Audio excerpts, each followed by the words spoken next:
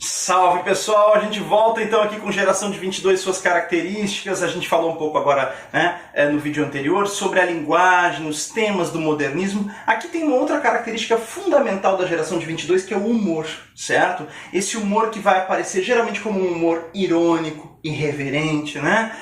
A utilização também da paródia como uma forma de subverter todo aquele passado, né, tudo que está sendo criticado aqui. Então, olha só, a gente pegou um trechinho do Oswald de Andrade, né, que é mais representativo dessa vertente irônica aqui da Geração de 22. Olha só, As Meninas da Gare. Então, esse poema do Oswald diz assim, ó: eram 3 ou 4 moças e bem gentis, com os cabelos muito pretos pelas espáduas e suas vergonhas tão altas e tão saradinhas que de nós as muito bem olharmos, não tínhamos nenhuma vergonha. Pessoal, para quem não lembra, isso aqui é exatamente o que a gente enxerga lá na Carta de Pero Vaz de Caminha em 1500. Então a gente tem aqui um recorte, né, de um fragmento da Carta de Pero Vaz de Caminha, de um texto quinhentista, claro, que com alguma modificação muito sutil. Na verdade, as mesmas palavras, só que colocado aqui o texto em versinhos. O cara pegou, tirou do formato em prosa e botou em verso. Tá, e daí, professor? Então eu vou começar a fazer poesia também, vou pegar qualquer texto em prosa, vou botar em verso, vou copiar um negócio lá. Mas aí nós temos um aspecto muito interessante. Nós não estamos diante de uma mera cópia, de um plágio ou alguma coisa assim, né? Vocês vão observar que o Oswald de Andrade, ele de maneira genial e sutil, ele ressignificou o texto anterior. Não só pela disposição do texto em versos, mas observem que ele coloca um título aqui no poema, né? As Meninas da Gare. Gare é a expressão francesa que remete à estação de trem. Então são as meninas da estação de trem, tá certo? Ora, não existiam estações de trem em 1500. Sendo assim, nós transportamos a cena do texto quinhentista lá para uma situação aqui do século XX. Ou seja, nós transportamos aquela cena por uns 424 anos, se a gente considerar que esse poema aqui é de 1924, certo? Então a gente vai observar que existe aqui uma tentativa de demonstrar o quanto permanecem algumas coisas, né, que foram construídas historicamente lá no chamado descobrimento do Brasil, tá certo? Quem são as meninas da estação de trem? O que nós imaginaríamos aqui? Meninas na estação de trem. 3 ou 4 moças bem gentis, com os cabelos pretos pelas costas, suas vergonhas, quer dizer, aqui o seu sexo, né, exposto. Nós já olhamos tanto que já não temos vergonha nenhuma. Quer dizer, a gente está falando de mulheres com os corpos à mostra na estação de trem. Quem são as meninas da Gare? Elas são prostitutas, certo? O que se está, né, percebendo aqui nesse interessante jogo de significados que o Oswald de Andrade faz, né? Ele faz uma insinuação aqui da prostituição, né, do nosso povo, do nosso país, da nossa cultura, da nossa pátria, ao longo dos séculos, na metáfora do poema, né? O poema, então, ele metaforiza essa prostituição do Brasil ao longo dos séculos. Seria isso, né? E é interessante observar ainda que o texto escrito em versos, ele permite dar um andamento, né, que vai enfatizar determinadas informações. Especialmente, vejam o último verso. Não tínhamos nenhuma vergonha. Não tínhamos nenhuma vergonha. Esse verso, ficando aqui isolado, reforça esse sentido, né, de que o colonizador, aquele que nos explora, é sem vergonha. Não tem vergonha, tá certo? É isso aí. Bom, pessoal, então, interessante aqui porque a partir de um processo, né, de paródia, quando o cara ressignifica o texto, transforma o significado do texto anterior, né, o Oswald de Andrade propõe aqui uma crítica, né, uma revisão crítica de nosso passado histórico. Aliás, essa é uma característica muito importante dos modernistas de 22, né? Essa revisão crítica do nosso passado nacional. Isso aparece muito, né? Especialmente quando a gente vê os autores de 22 se referindo, por exemplo, a textos quinhentistas, como a Carta de Caminha e tal. Fiquem atentos, isso aparece muito nas provas e geralmente nesse comparativo o que a gente tem é o autor de 22 retomando lá o texto quinhentista para fazer uma revisão crítica de nosso passado. Tá bem? É isso aí. Bom, pessoal, Seguindo aqui, a gente então vai falar de uma característica fundamental aqui da geração de 22, que é justamente esse empenho pela construção de uma identidade nacional. A gente já viu isso lá com aquele textinho do Manuel Bandeira, que procurava mostrar uma identidade nacional na língua falada pelo povo brasileiro, diferente da língua falada pelo português lá de Portugal, né?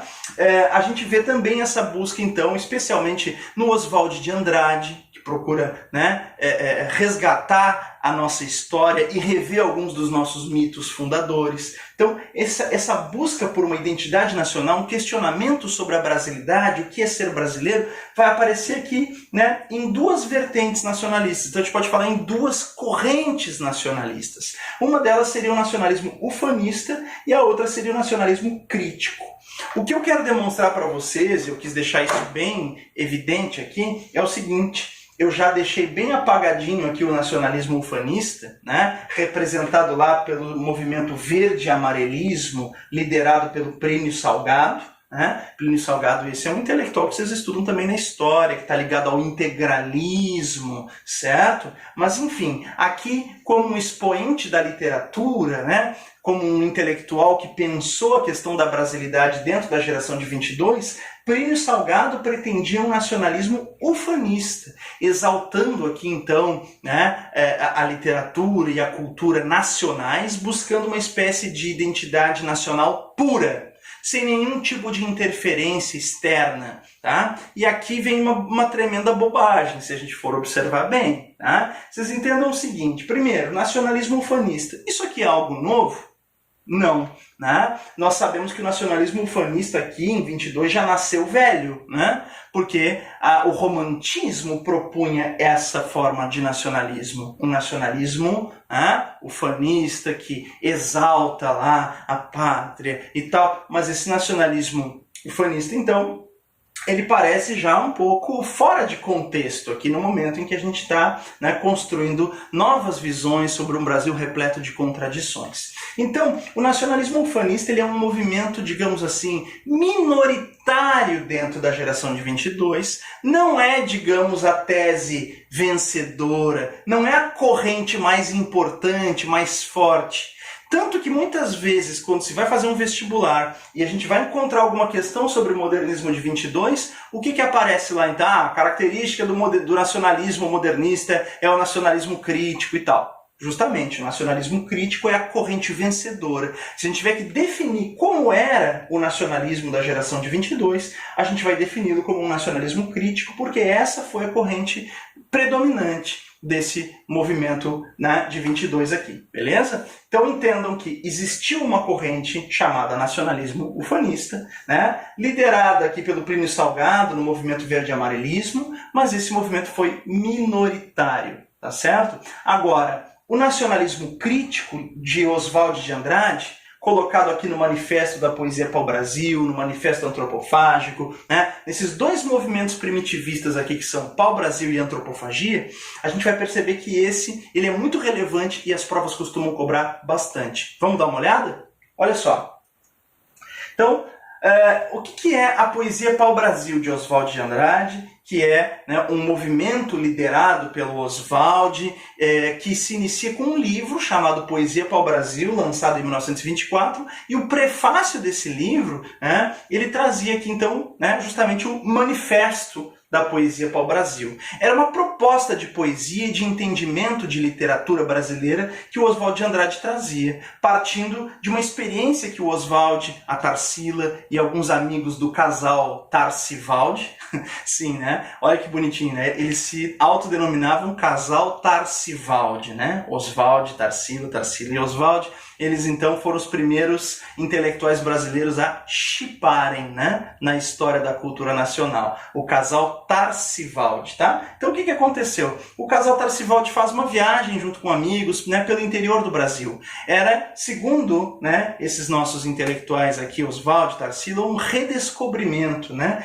Interessante porque o termo redescoberta é aquele que a gente encontra no dicionário, mas aqui aparece redescobrimento. Eles usam essa expressão justamente para dizer que o descobrimento do Brasil, né, não é feito por alguém que vem de fora lá, o português que chega e diz terra à vista. Nós temos que que descobrir ou redescobrir, né? Fazer o descobrimento ao nosso modo. Isso tem muito a ver com aqueles poemas também que o Oswald de Andrade vai publicar dentro dessa onda aqui, Pau-Brasil, né? Que reinventa o nosso passado histórico criticamente. Por exemplo, quando o português chegou numa tarde de uma bruta chuva, vestiu o índio. Que pena, fosse uma manhã de sol, o índio tinha despido o português. Né? Então, revisitar o nosso passado, né? E tentar enxergar as coisas não sob o ponto de vista do europeu, mas sob o ponto de vista do nativo. Né? Mas, enfim, essa viagem pelo interior do Brasil foi uma tentativa de descobrir coisas que estão no nosso interior, que são nossas, né? De uma cultura genuinamente brasileira. Mas dessa experiência também foi surgindo cada vez mais forte para Oswald de Andrade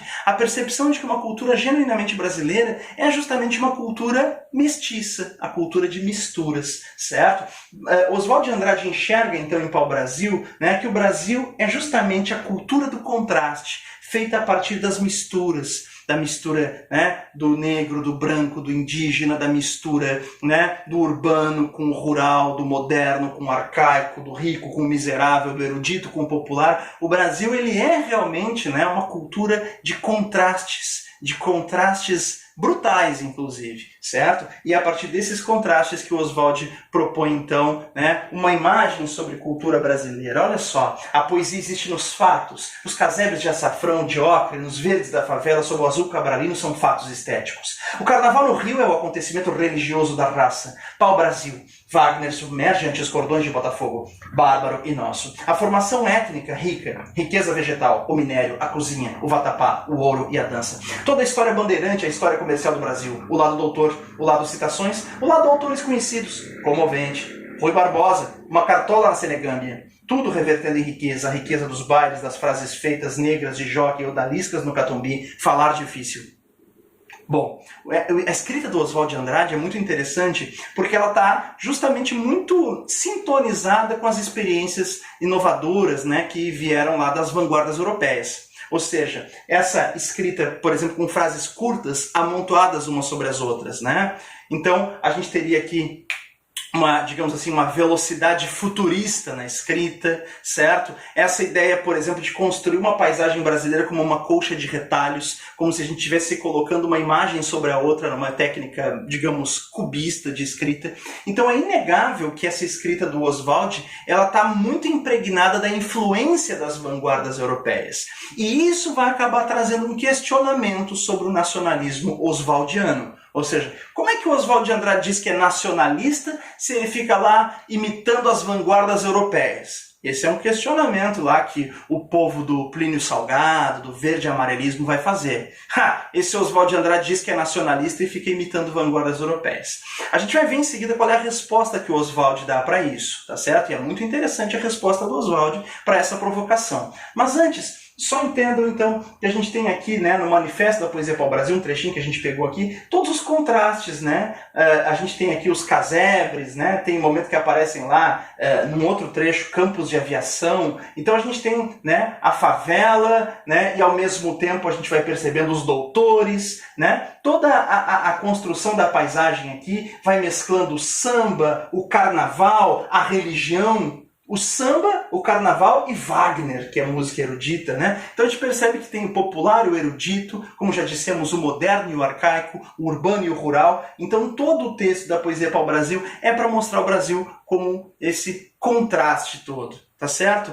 E aí, mais tarde a gente vai estudar um cara chamado Caetano Veloso, né? Eu digo mais tarde, se a gente fizer um salto lá para a final da década de 60, né? 1967, o tropicalismo. E o Caetano Veloso, nas letras dele, vai trazer muito esse jogo de contrastes também, tá certo? Eu inauguro o monumento, eu oriento o carnaval, né? Eu inauguro o monumento no Planalto Central do Brasil, né?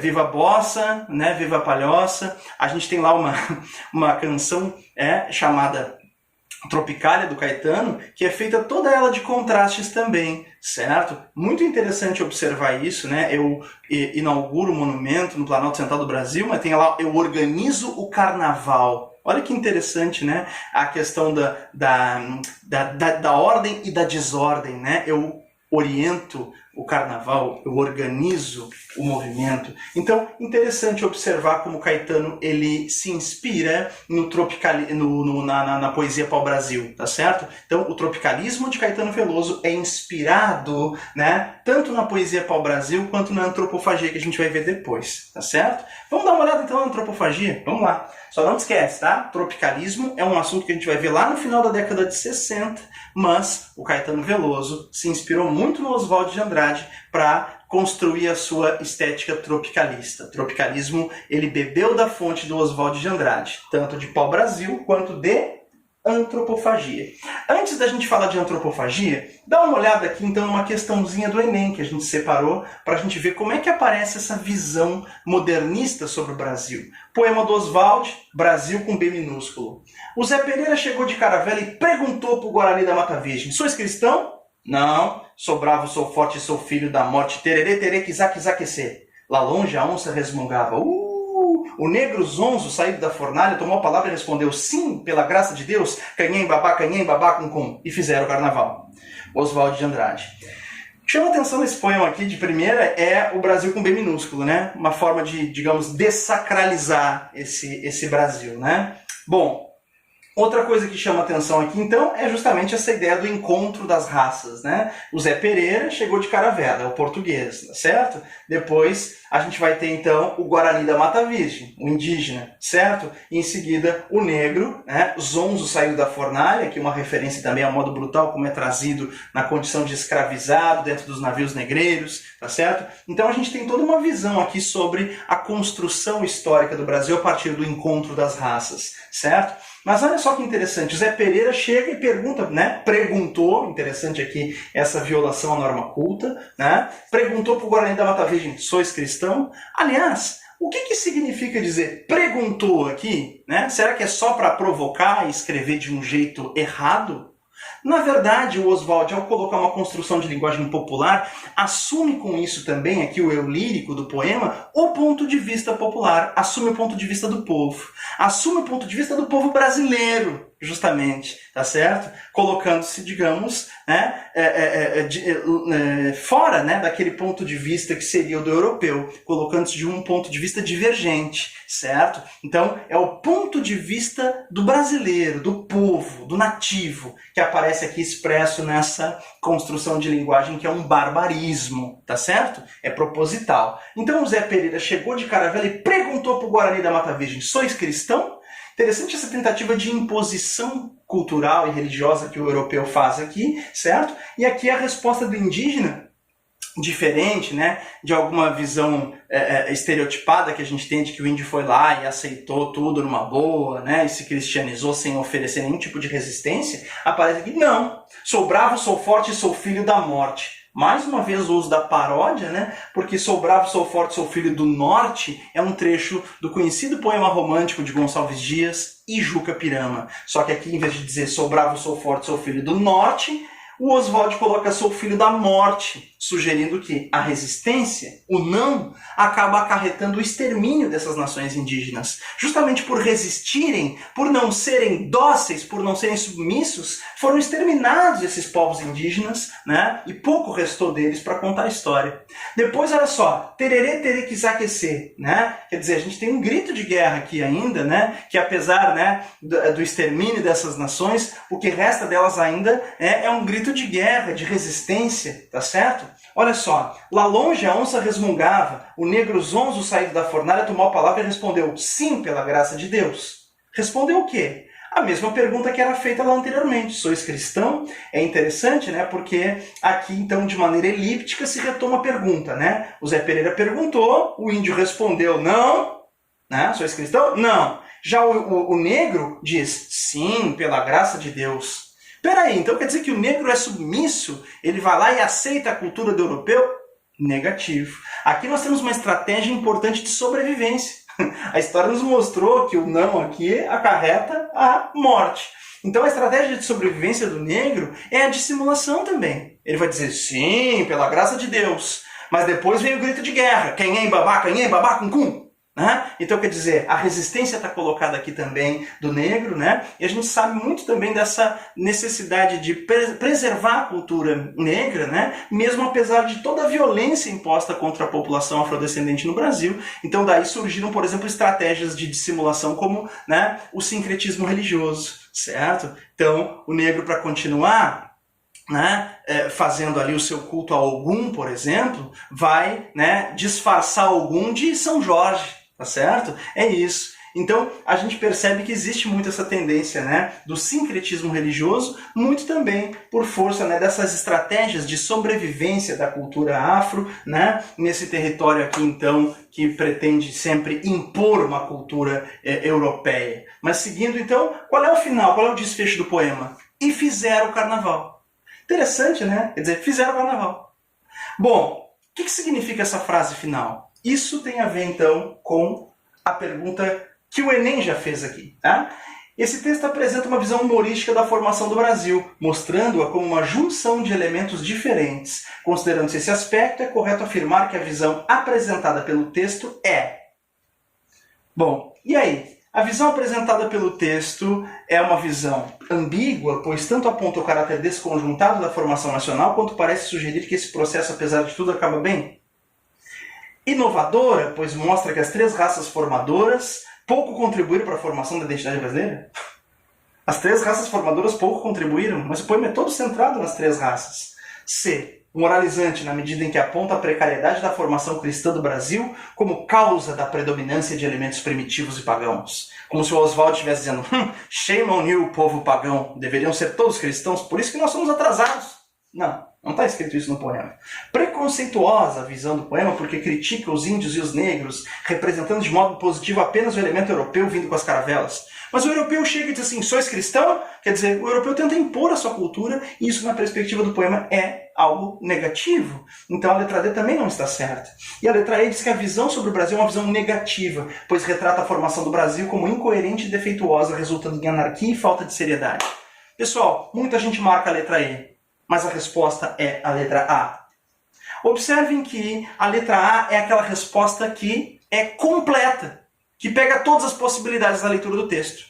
A letra E ela é muito limitada. Ela é aquele tipo de, né, redução. Né? Então esse aqui é um distrator do Enem, que é feito propositalmente aqui, a letra E, colocando-se ali uma verdade parcial. Né? O que acontece? A gente pode ter uma interpretação negativa? Sim. Mas o texto ele procura mostrar uma interpretação ambígua, que tanto pode ser vista como positiva quanto como negativa. Voltando ao texto, né, se a gente pegar ali e fizeram o carnaval, o que significa fizeram o carnaval? A gente pode entender justamente que, apesar de todas as diferenças, de toda a violência implicada nesse processo, acaba existindo a coexistência desses diferentes, que tudo acaba bem. Ou também podemos entender que o fizeram o carnaval pode nos indicar mesmo o quê? A desordem. Porque o que é o carnaval? É justamente o Brasil. Lembrando que o tema do poema é Brasil, nós temos o desenvolvimento de uma narrativa aqui pelo encontro das raças, e essa narrativa termina dizendo, fizeram o carnaval. Fizeram o quê? Fizeram o Brasil. Então o Brasil é justamente o carnaval. Se Brasil é igual a carnaval, nós podemos entender isso positivamente, como o Brasil é uma festa, ou negativamente, como o Brasil é uma anarquia, uma esculhambação. Certo? Então, nós temos aqui uma característica que as provas costumam cobrar, que vocês precisam saber, que é a ambiguidade do modernismo sobre, né, a nossa identidade nacional, sobre a brasilidade. Certo? Então, a visão que os modernistas de 22 têm sobre o Brasil é uma visão ambígua, que tanto pode mostrar aspectos positivos quanto negativos. Na próxima semana, a gente vai estudar Macunaíma, uma visão, evidentemente, ambígua sobre o Brasil. Ok, pessoal? Tranquilo? Então, é isso. Bom, gente, nós vamos fazer o seguinte. Nós encerramos aqui porque vamos deixar o estudo de antropofagia, do Oswald de Andrade, para a próxima semana. tá bem? Porque é um conceito muito importante e, claro, aí a gente já vai entrar também no estudo dos autores. Vamos estudar Oswald de Andrade, a partir do seu principal conceito, que é o conceito de antropofagia cultural, tá? Vai ficar para a próxima semana, para o próximo vídeo. E também vamos estudar as obras de Mário de Andrade, Macunaíma, o herói sem nenhum caráter. Olha só, visão ambígua sobre o Brasil, sobre a brasilidade, o Macunaíma. Vamos estudar também Manuel Bandeira e sua poesia. Claro que a gente já fez uma introdução muito interessante de textos desses autores e a gente já está conhecendo um pouco sobre eles. Na próxima semana, a gente aprofunda isso com o estudo de autores da geração de 22. E não percam o conceito de antropofagia na nossa próxima aula. Valeu!